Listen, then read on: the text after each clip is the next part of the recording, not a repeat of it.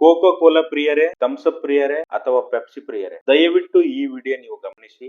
ಯಾಕಂತಂದ್ರೆ ಒಂದು toilet cleaner ಅಲ್ಲಿ ಏನ್ ಎಸಿಡ್ ಇದೆಯಲ್ಲ, ಅದೇ ಸೇಮ್ ಎಸಿಡ್ ಈ ಕೋಕೋ ಕೋಲಾದಲ್ಲಿ ಇದೆ, ಈ ಥಮ್ಸ್ ಅಪ್ ಅಲ್ಲೂ ಇದೆ, ಮತ್ತೆ ಪೆಪ್ಸಿಯಲ್ಲಿ ಕೂಡ ಇದೆ. ಅದು ಟಾಯ್ಲೆಟ್ ಕ್ಲೀನರ್ ಒಂದು ಹಾರ್ಪಿಕ್ ಪಿ ಎಚ್ ವ್ಯಾಲ್ಯೂ ಬಂದ್ಬಿಟ್ಟು 2.4, ಇದ್ರದ್ದು cocoa Cola P H value ಬಂದ್ಬಿಟ್ಟು 2.4, thumbs up P H value ಬಂದ್ಬಿಟ್ಟು 2.4. ನೀವು ಬೇಕಾದ್ರೆ ಚೆಕ್ ಮಾಡ್ಕೊಳ್ಳಿ, ನಾನ್ ಚೆಕ್ ಮಾಡಿ ಆಗಿದೆ already. So same P H value ಇದೆ. ಸೊ ಅದಕ್ಕೋಸ್ಕರ ಒಂದು ಹಾರ್ಪಿಕ್ ನಾವು ಹಾಕಿದಾಗ ಟಾಯ್ಲೆಟ್ ಏನು ಕ್ಲೀನ್ ಆಗುತ್ತಲ್ಲ, ಈ ಥಮ್ಸ್ ಅಪ್ ಅಥವಾ ಕೋಕೋ ಕೋಲಾ ಹಾಕಿದಾಗ ಕೂಡ ಸೇಮ್ ಒಂದು ಟಾಯ್ಲೆಟ್ ಕ್ಲೀನ್ ಆಯ್ತು. ನಾನ್ ಮಾಡಿ ನೋಡಿದೆ, ಇದು ಕ್ಲೀನ್ ಆಯ್ತು, ಚಮ್ಮಕ್ ಚೆಲ್ಲೋ ತರ ಫುಲ್ ಕ್ಲೀನ್ ಆಯ್ತು.